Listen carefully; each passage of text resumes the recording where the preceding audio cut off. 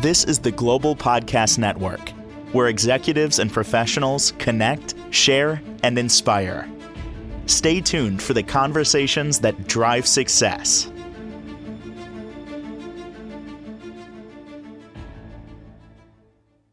And welcome back, everybody. She and her team want you to reclaim your life physically, mentally, emotionally, spiritually, and they offer many different modalities to help you get that done at the Metamorphosis Healing Arts Center. One of them is through somatics, somatic breathing, somatic.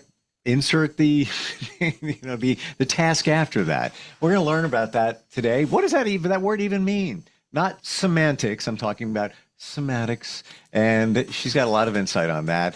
Lindsay Dugas joins us today on the program. How you doing? I'm doing good. How are you? Eager to learn more about this. Awesome. Somatic breathing or breath work. Heard a lot about it, dabbled in it a little bit, but I don't know enough and want to, because I know people that are just certified in that. And when I say the word just certified, because they change their lives just by breathing intentionally and properly. And I'm only picking one, breath work. There's so many other things you could be doing. That word somatic, what does it mean? So when you apply somatics to your breath work or to your movement or to your writing, it's tapping into the nervous system and the body. We say the body keeps the score. So it is breathing into the space where we have kept and pent up emotions, but it also is letting the nervous system and the subconscious come forward for releasing what is stuck in the physical body. Ooh, I didn't know that you are essentially tapping into your subconscious. And for anybody that doesn't know and maybe didn't see some previous shows we've done, that's where it's all at. That's what's holding you back. Everything that you experience in childhood. Well, not everything, but many things you internalize a certain way, and that kid inside of you is controlling you as an adult now, right? Correct. We pick up and create certain habits and patterns for ourselves. So when we can go and dive deep into the subconscious and let that come forward and speak for us, it allows us to tap in and reset the nervous system, allowing for a big release, whether it's through your breath or through your movement or through the writing. It kind of gives voice to the silent parts within yourself. Would you say it's a way to open the door to your subconscious, a way to tap into it? Absolutely. Yeah. So it's definitely a way that you can bust that door wide open. So, it is really going into the core of who you are and why you operate in the manner that you do and why you have the patterns and the habits that you have created for yourself. I'm fascinated and intrigued because I've tapped into my subconscious through things like hypnotherapy, regressions, which is part of hypnotherapy. Maybe some other modalities, but I didn't think it could be as, insert the word easy, of just intentional proper breathing. Whoa, that's big. Through breath, you can release a lot in the body. So the breath your breath is your life force. Your breath is your prana, your energy. So if you are shallow breathing, you're only using a very small capacity of the lungs. So when you intentionally expand those lungs and fill the lungs up, you give space into what I would call the void of ourselves. So it taps into the parts of the body that we don't use in a habitual manner, creating space. This is big. This is bigger than I thought. Way bigger than I thought. What's going on there when you're doing somatic breathing? So when we're doing somatic breathing, a lot of times I'm playing some kind of frequency instrument to kind of help the process go along. Your body's going to absorb those frequencies that it needs, and it's going to continue to work through you. But it's also allowing you to go into the deep subconscious and bring whatever it is that your mind and body has kind of pushed to the back and packed up in that little box, it allows for that box to kind of bust open and for whatever's in that box to come forward. And when we can feel what's stored in the body, we can release it and let it go. And we can create space for something that we enjoy, something that we look forward to, things that we want to do in life. It allows us to create the space to live the life that we are truly meant to live. Would you say that when you've got all this stuff occupying your mind, it's taking up space? It's like a storage unit. I only got, there's only so much in there. I want to put some other stuff in, i.e., the stuff I feel I deserve, the things I want to do, all of that. There's no room because you got garbage that needs to get out.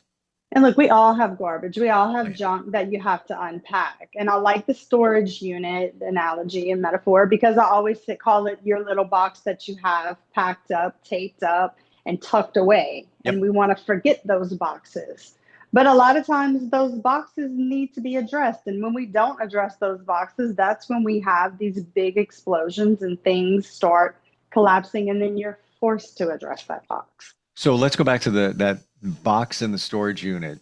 Okay. Analogy. That box has something in it, and occasionally it's leaking out of the box. You follow what I'm saying? Like I'm following you. It's coming out occasionally. Do you ever want it to? Like, when was the last time you had something oozing out of a box in your garage? Like, most look people at that. don't want to address the box. No, and It's scary. That stuff is oozing out, that's the garbage in your subconscious that's wreaking havoc with you. Pick a disgusting substance in that box, and it's just like, oh, I don't want that. But you don't even know it, and you're just dealing with it. You don't even know what's happening. It definitely spills over into all areas of your life. And so we can pretend that box is not there and you can keep going and then you can keep wondering why things are going the way they are. But when you find the courage and the strength to really look at that box head on and try to start taking some of the things that are packed in that box out, you do create space. Your capacity becomes bigger. Think of it this way. You see things differently. That box, let's say, has oil in it, and the oil is oozing out occasionally. What are you going to do as you walk past that box? You're going to slip and fall. Correct. And trip you up, if you will. When you're trying to move your life forward, the box is setting you back. It's time to get rid of the box, or at least do your best to empty what's in that box. Absolutely. And look, those boxes make up who we are. So we don't want to get rid of the box completely, but open up the box. Yep. What context is in the box that you are avoiding? Because a lot of times it's things in the box that we need to unpack so we can move forward. And there are different types of somatics to do that. And through breath, through movement, and through writing are the three that I use. So I'm going to put the breath work to the side for the moment. Okay. I wonder in a bit if we could get back to that and maybe you give us an example of somatic breathing. Okay. Okay. That's over to the side. You said movement and writing.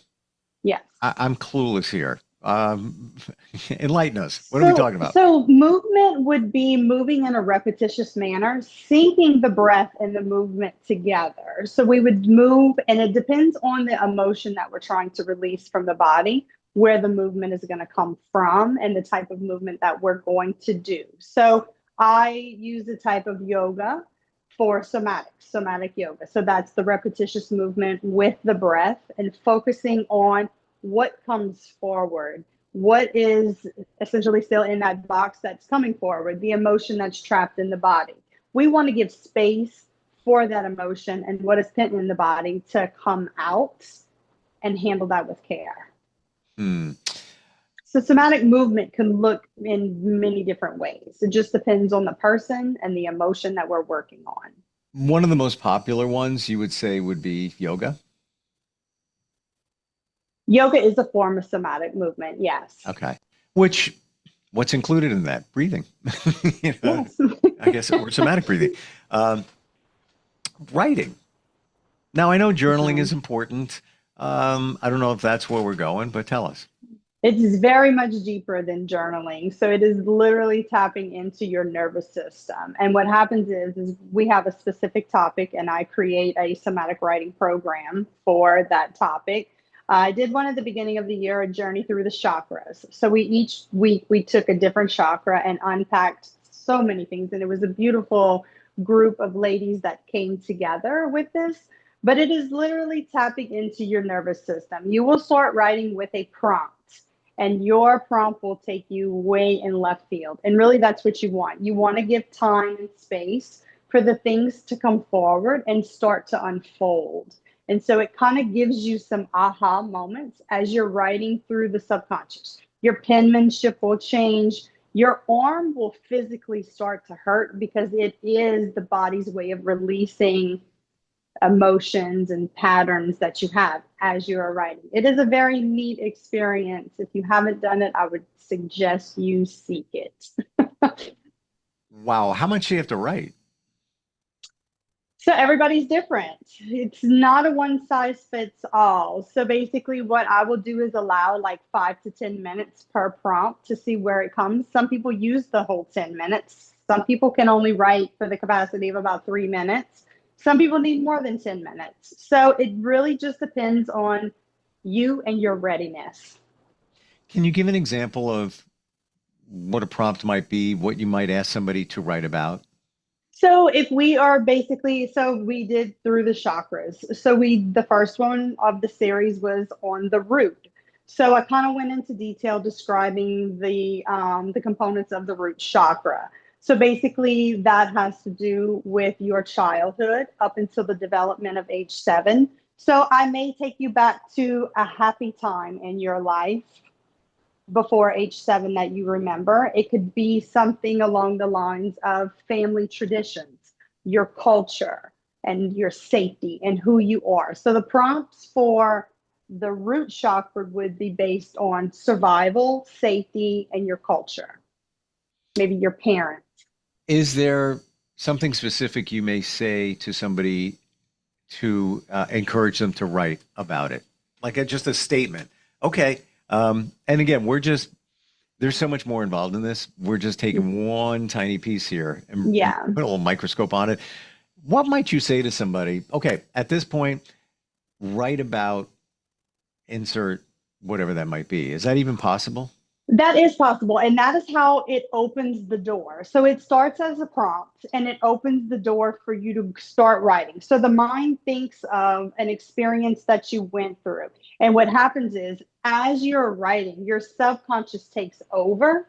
And that's when the things that you have long forgotten start to begin to come to surface. So then you start writing about it and it comes out on the paper. And then you're like, oh, kind of have that aha moment of, I forgot that this went on. And then maybe that can connect some dots as to why you make the moves you do and you operate in the capacity that you do. And when we say writing, we truly mean writing. We're not typing is not cut. That's not going to No, cut it's not typing. It's not going to be the same. I mean, you could try it. I won't knock it, but no, you have to have that pen and paper. I'm a pen and paper girl. Well, it's been scientifically proven that the connection between the mind and the hand is very powerful, whereby you are making it concrete and solidifying the thought or the path, the connection to the subconscious flowing out to the hand. If you're typing it, it's just not the same. It's not the same experience. Yeah. No, because as you're writing it is another form of releasing it out of the body. Like I was telling you, your penmanship is going to change. And when you go back and read it, you might have to kind of be like, what was I putting here? Because it does change. And you also have the physical sensations of the writing. They're very amplified. Yeah. And don't even worry about your penmanship or anything like that. When I first started journaling, I can't believe it took me this long to do it, but that was last fall. And I got to get back on that bandwagon. I'm doing it, but I need to get intentionally really focus on it. But if you look at from the beginning to present in terms of, and by the way, I almost became a syndicated cartoonist. So like I write like a cartoon, it's very clear. It's just, people say, hey, you got a nice handwriting. I don't even think about it. We even laying in bed, I can even barely even see the line, on the page. I'm just like just writing, pouring. It's got to come out. It's without any kind of filter or anything like that. Right. Well, a lot of people are afraid to use their voices. Maybe they have trauma around speaking up. And so the paper and the pen gives space for that person to put whatever it is that they need to come out without having to actually say the words out loud and to be heard. Because a lot of people have fears of speaking up related to trauma. Okay, Sure.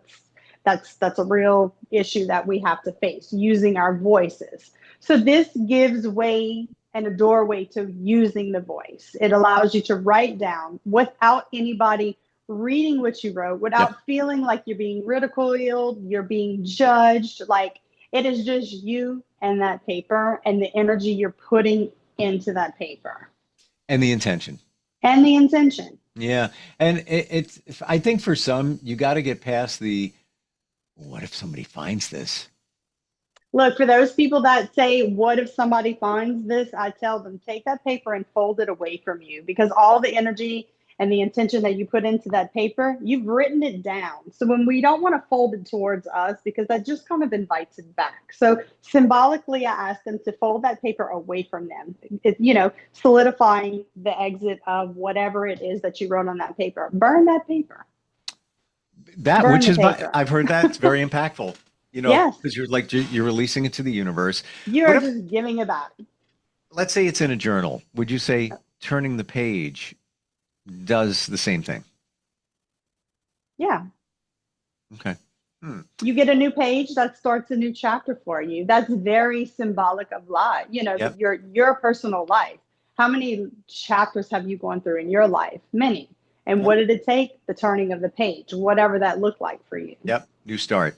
Hmm. Somatic breathing. What can you Okay. show us?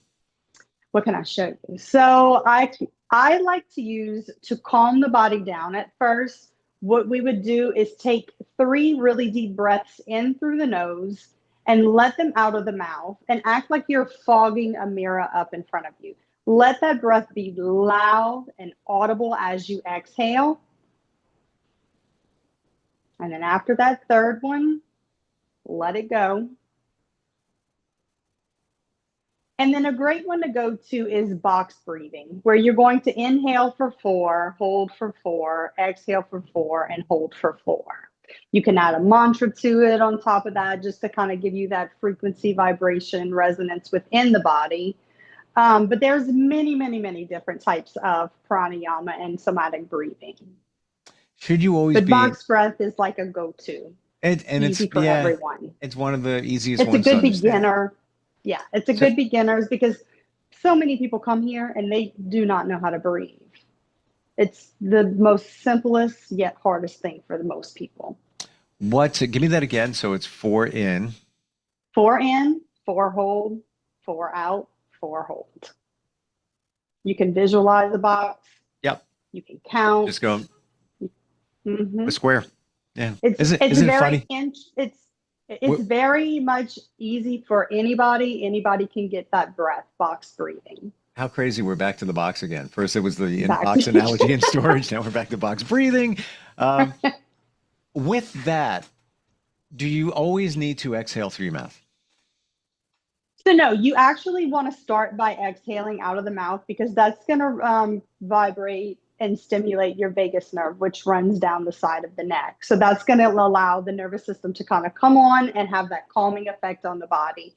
And then what you want to do is bring the breath only through the nose for the most part, because what that does is it sends a signal to the body that you're safe.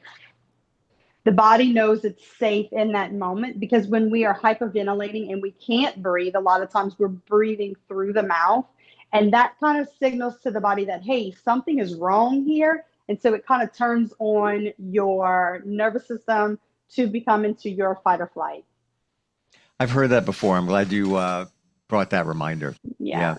Yeah. Like if you're running from a bear, where would you be breathing? Through your mouth. Through your mouth. You're going to be running and breathing through your mouth. So when we breathe only through the nose, it really allows for the parasympathetic nervous system to come on and for the body to go into your rest and digest and find that calm and safe space.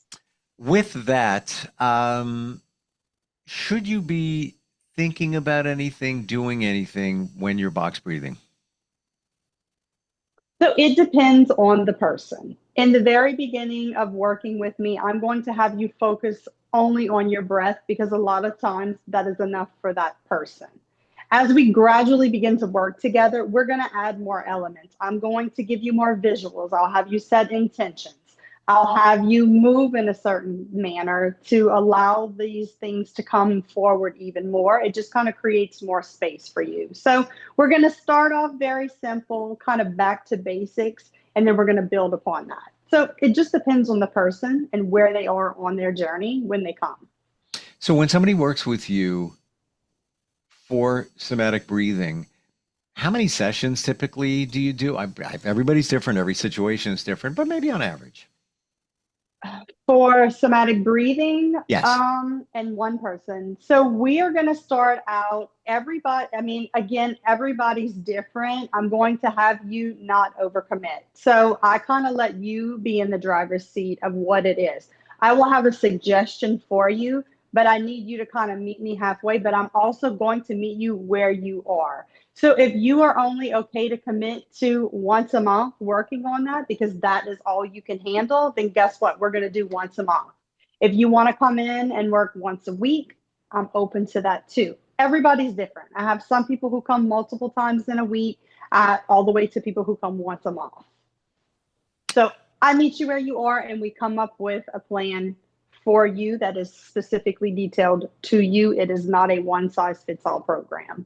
What do people tell you after even just one session?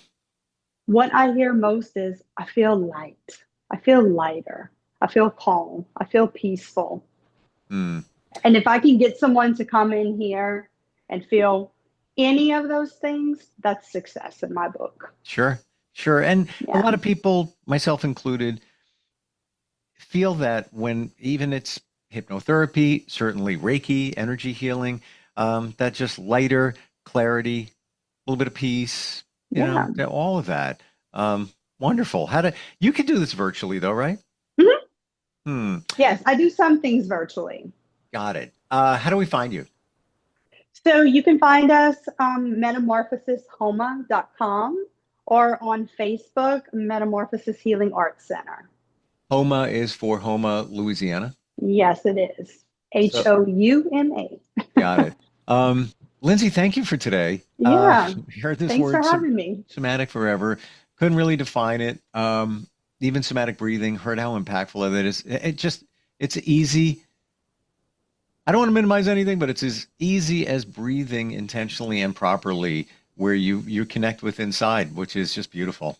It is. It really is. It's some beautiful work. And to watch the person come in and go through their own metamorphosis and transformation, it's a beautiful thing to watch. And for you too. Yeah, I mean, it's got to feel so gratifying. It's very rewarding. Yeah. Thank you so much for today. Really appreciate it. This is the Global Podcast Network, where executives and professionals connect, share, and inspire. Stay tuned for the conversations that drive success.